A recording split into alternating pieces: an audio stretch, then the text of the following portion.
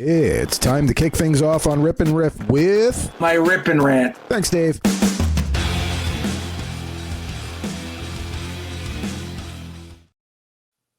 All right. So Jared, do you want to start off? Fensty, do you want to go? I mean, I've got my topic. I know Jared's topic too, but who wants to kick off here?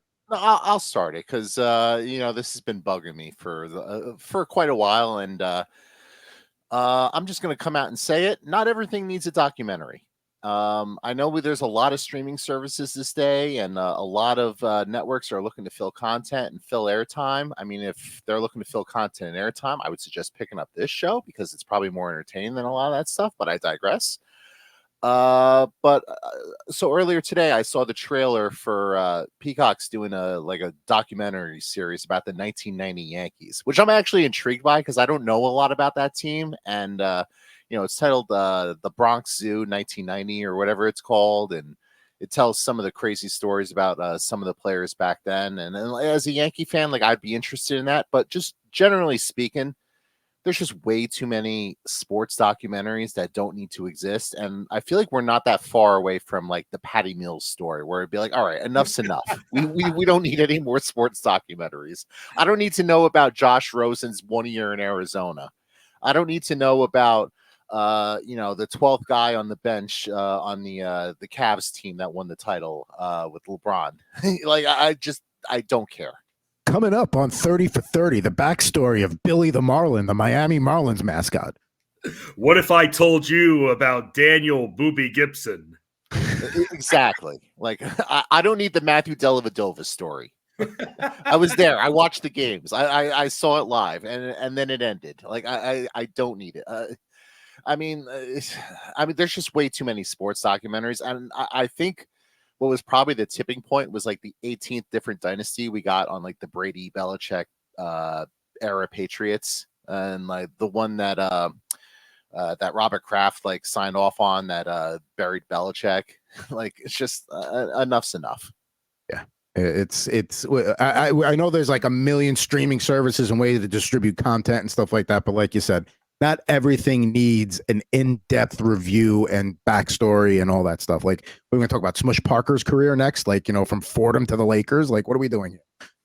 That's actually Kobe Bryant's least favorite teammate. Yes. Smush Parker.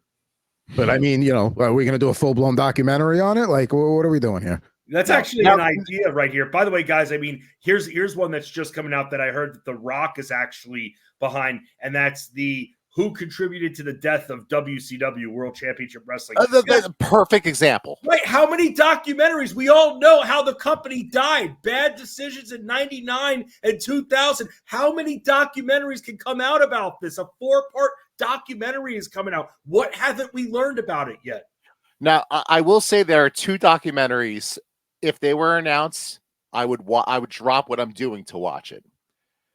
Any documentary of Kobe Bryant being insane stories, just Kobe being an insane teammate, the insane workaholic, and some of the stories that you've heard with him over the years, I would drop what I'm doing to watch that. And any documentary on Haku.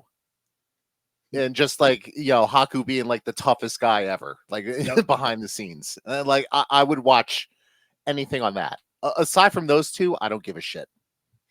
Well, now we know what Jared's preferences are in terms of learning beyond, via documentary. But yeah, next we're gonna have documentaries about the documentary, about the making of the documentary. That's the next step here.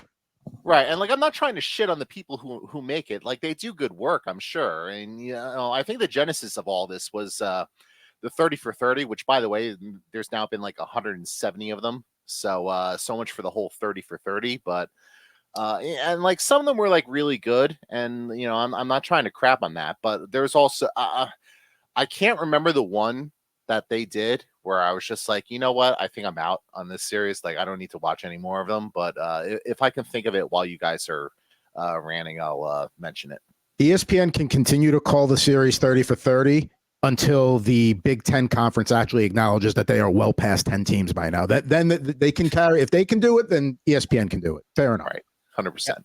Now, I'm going to take this back to my rant today is, and this is fantasy sports related. This almost feels like a Fensty monologue on the playbook, but just because a trade is offered and just because it's a good trade that does not mean I have to accept it just because it is a fair value trade. If it is going to cause more work for me in terms of roster space and stuff like that, it's just like sometimes people get caught up in the I'm going to offer you a ton for one. And it's like, right, but you're giving me a headache now in terms of roster construction and stuff like you offered a fair trade. I looked at it. I like it. I don't want to do it. I said I don't want to do it.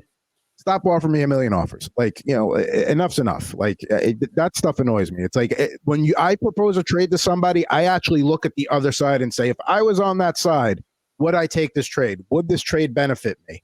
Nobody does that anymore. And it's kind of annoying. Amen to that. Amen to that. I mean, what else is there more to say? We used to talk about this all the time on the playbook here. And this also goes with the whole, first offer is a waste if it's not a first offer. That's to be considered. The whole concept of, well, we got to start somewhere. Don't waste my freaking time. Yes.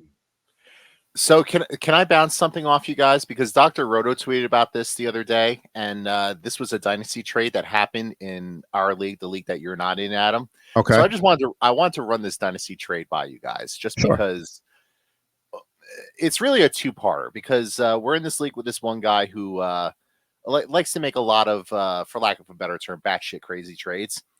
So we traded 10 picks to move up from 110 to 102 to draft Malik Neighbors. So 1, 2, 3, like 3 first-round picks, 3 second-round picks, 3 third-round picks, and like a 5th or whatever to move up 8 spots again. So, all right. So that's setting up this next trade. So the person who got all those picks back basically traded half those picks, 2 firsts, 2 seconds, and a third for Joe Burrow, Saquon Barkley, Jonathan Taylor, and Cooper Kupp in a dynasty league. Kupp's good, but a couple of Burrow's good. Barkley. Yeah, like all good players. Like, Saquon Barkley's been productive. I don't know how he's going to be in Philadelphia, but Jonathan Taylor could be a top 5 running back if he's healthy.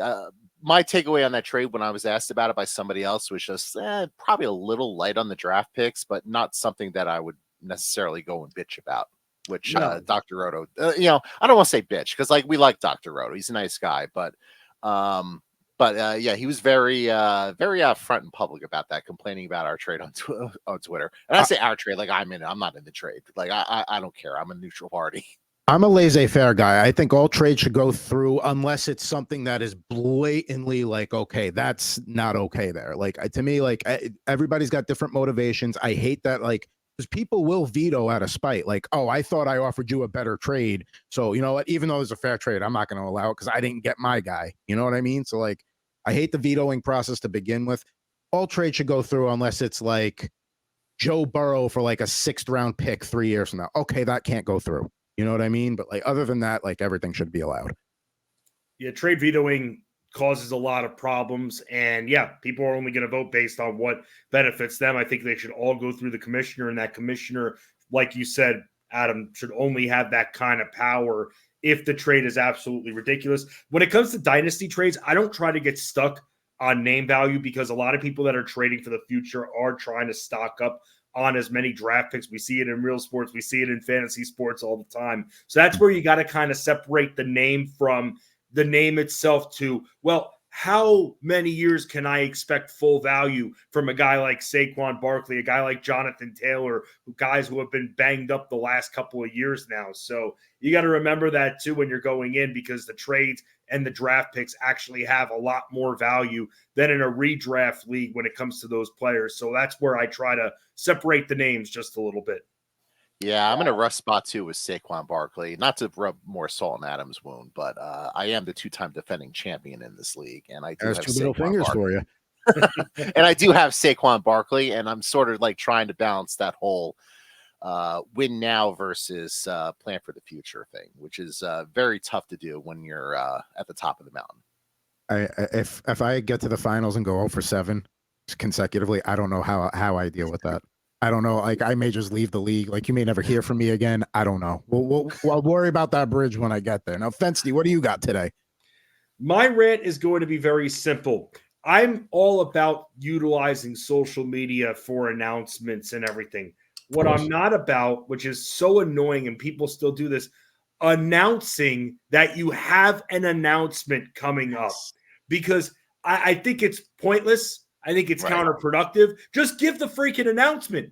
What's the point? Nobody is going to create a schedule calendar invite for themselves to make sure they go back to your social media 3 days from now to check to see if you made the announcement. And then from what I've seen from certain people that do this all the time, guys, sometimes they don't make the announcement. Imagine if I went on their Facebook wall and I said, hey, whatever happened to your big announcement? Then I look like the asshole, right? Mm-hmm. But I just want to know the announcement. You promoted the announcement. Why don't you just announce what you're going to announce, even if it's a few days from now? There's someone in this industry, in the fantasy sports industry, that does this all the time. I see it on LinkedIn. I see it on Twitter. I see it all over. Just announce when you're having the announcement. Just announce what the announcement is. Don't do this whole, wow, at the end of the week, I've got something great. Even 8 hours from now, just wait the 8 hours and have the entire shock value, bam effect, all in one sitting. Nobody gives a shit if 8 hours from now you have an announcement. Right. Like I get like NDAs are a thing, or like if you're switching jobs or something, you might not be able to necessarily announce it like then and there. Like, you know, maybe you're starting a new job next week or something, but that you don't necessarily have, I'm with you, Fancy. You don't have to announce that you're going to announce something big, like multiple. I'd even go as far as to say you don't necessarily need to announce the announcement. I guess it really depends what it is. Like if you're getting, you know, if you're landing your dream job, yeah, hell yeah. You know, shout that shit from the mountaintops. Of course. And, you know, have your victory lap. But, you know, if you're starting a new job, you know, as, you know, entry level for whatever, I don't know that you necessarily need to share that. Yeah, I mean, I'll say this, that announcement for an announcement, like if you're a band that hasn't released an album or hasn't done anything forever and you want to, like, you're coming out of nowhere to be like, hey, big announcement coming next week. All right, now you're generating interest, you're peaking, like, oh, what's going on? For people that post, you know, tweet or post like multiple times a day, like, yeah, just when you got the news, let me know. That's all. Right. And like, and the counter to that argument, Adam, is like, you know, if you're George R.R. Martin and you're like, oh, I just wrote some pages for the next Game of Thrones book that's never going to fucking come out, then yeah, I can understand why people are be like, yeah, that's, you know, just let us know when the book's going to come out, buddy. Yeah.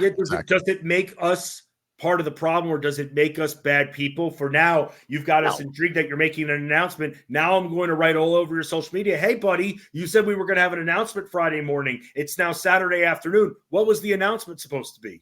No, because I'm never going to follow up with that, because I'm probably not going to remember it. And I don't care enough to follow up. Like if you have something that's that important that you have to involve me in your life, you know, you can have a direct conversation with me. Just give the announcement. That's all you have to do. Or that. Yeah, that's all you have to do. Give the announcement or don't give the announcement. You want all that shock value not to be in the anticipation, but you want it to be in the actual announcement. People are just so stupid.